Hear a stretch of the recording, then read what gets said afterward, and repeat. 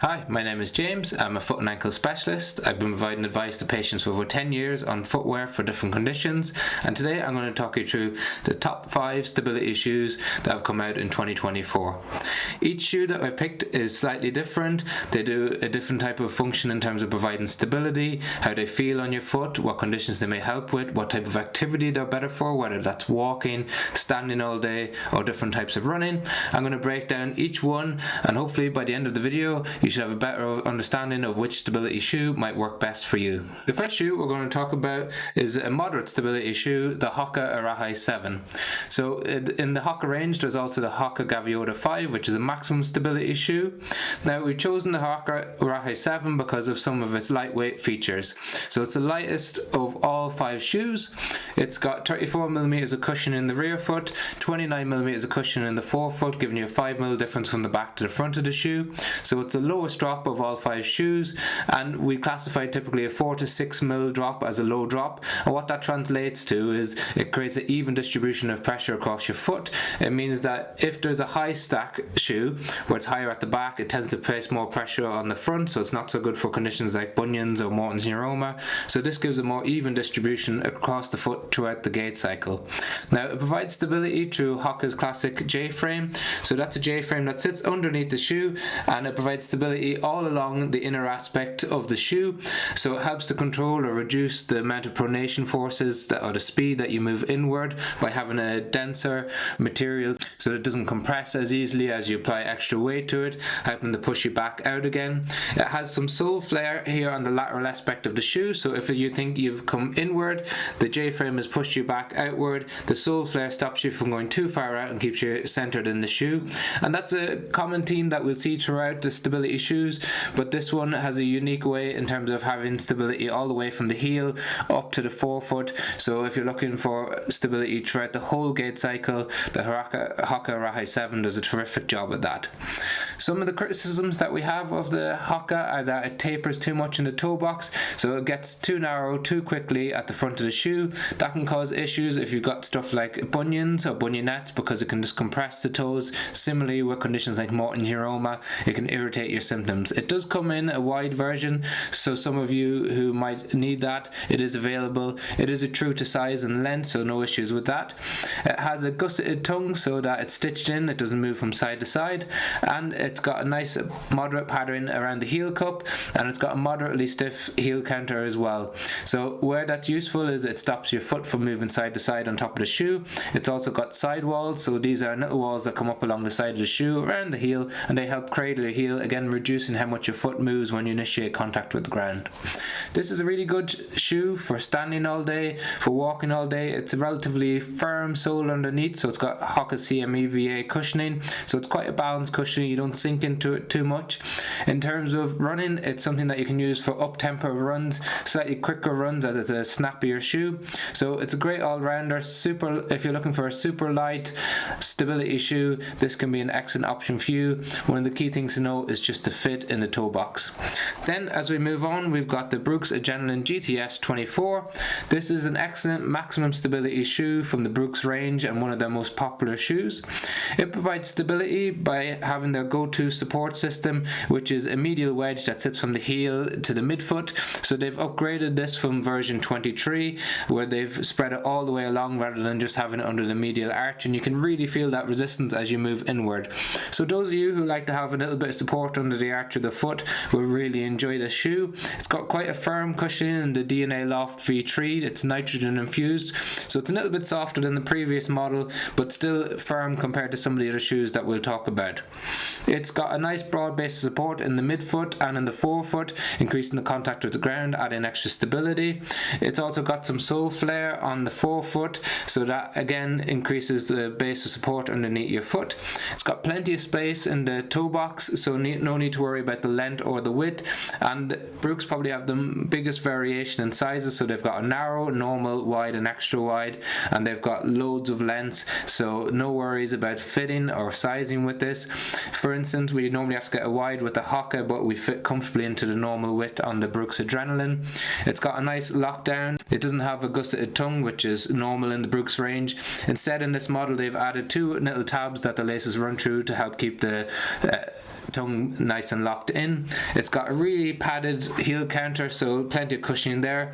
It's quite stiff on the heel counter, so those of you with Haglund's deformity might not enjoy that stiffness on the back of the heel. One of the big contrasts with this shoe is that it's got a 12mm drop from the back to the front of the shoe, so 35mm on the back of the shoe, 23 on the front, and that's really helpful if you've got conditions like Achilles tendonitis. It elevates the heel and it takes the pressure off the Achilles throughout the gait cycle.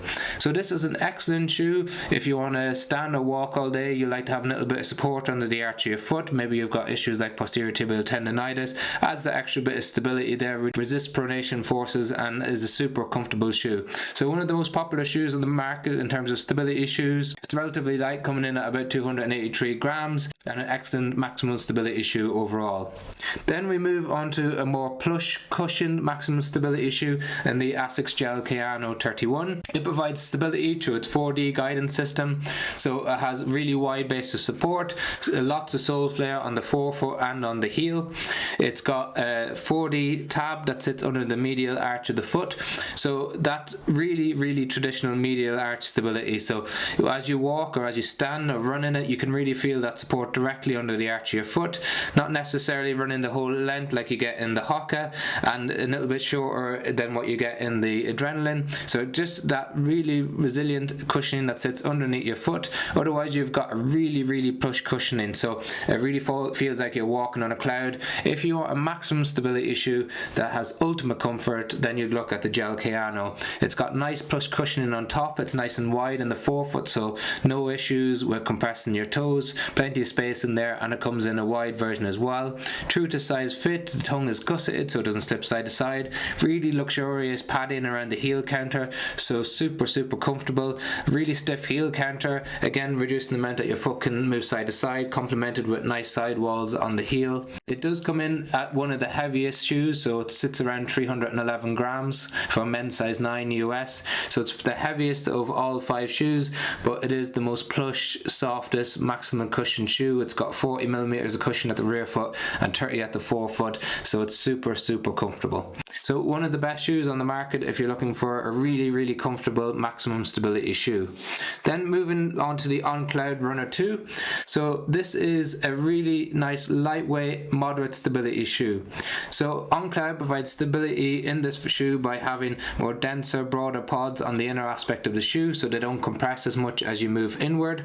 You don't feel a huge amount, it's not as intrusive as what you get in the other 3 shoes. So basically this cushioning doesn't compress as much, or the pods don't compress as much, so but you don't feel anything pressing up into your foot. So if you find it uncomfortable, if you're looking for a maximum or moderate stability shoe and you don't enjoy that pressure under the arch of your foot, then this can be a better option for you. Another similar shoe that does something like that is the Asics GT 2000. And in terms of the overall look of the shoe, you got 39mm of cushion in the rear foot, 29 in the forefoot, giving you a 10mm drop, so also quite a high drop shoe, good for Achilles issues.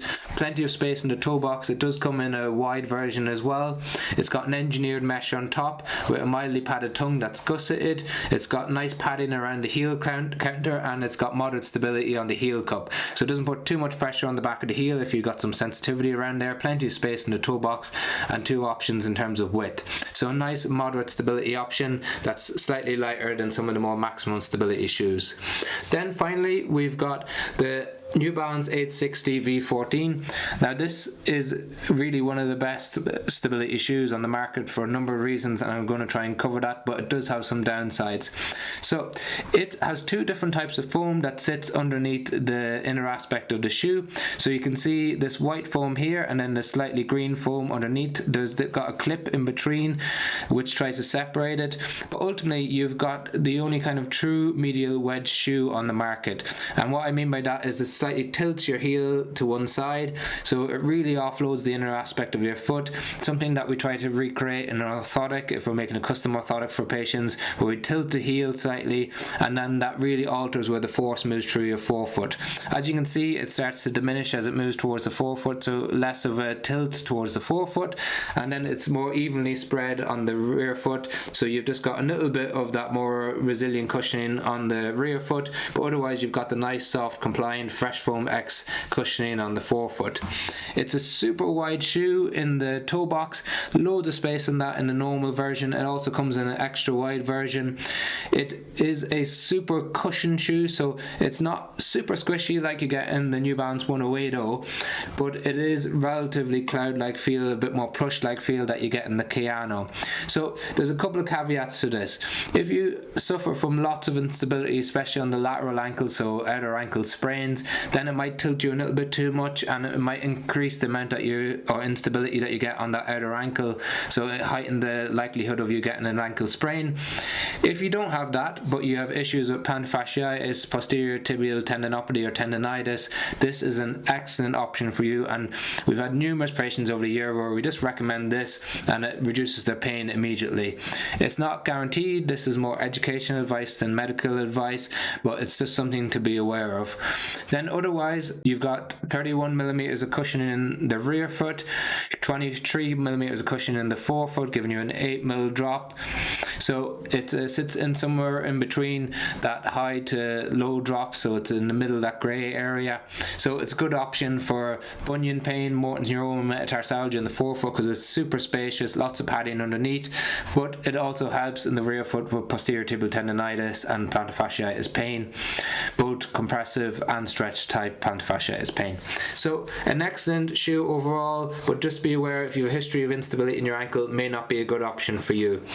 So we've got 5 different types of shoes. They all provide different types of stability. We've got links to them all in the description below. If you've got any questions on them, please leave it in the comment section. I'm happy to answer. I can't give direct answers on specific conditions, but I can give general advice. Otherwise, if you don't buy through the links, it's really helpful for the channel. If you just like the video, subscribe to the channel or share the video, it makes a massive difference to us. And thanks again for watching.